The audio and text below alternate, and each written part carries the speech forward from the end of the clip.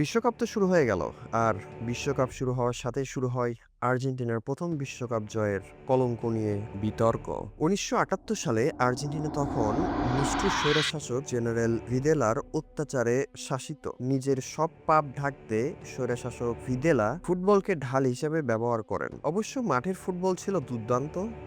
কিংবদন্তি মারিওর জোড়া গোলে নেদারল্যান্ডসকে হারিয়ে ১ম বিশ্বকাপ জয় করে আর্জেন্টিনা। কিন্তু আসল বিতর্ক শুরু হয় পেরুর ম্যাচ নিয়ে। ফাইনালে যেতে আর্জেন্টিনার দরকার ছিল ৪-০ গোলের জয়, কিন্তু তারা রহস্যজনকভাবে ৬-০ ব্যবধানে জিতে যায়। ম্যাচের আগে স্বৈরশাসক নিজে পেরুর ড্রেসিং রুমে ঢুকে খেলোয়াড়দের হুমকি দেন।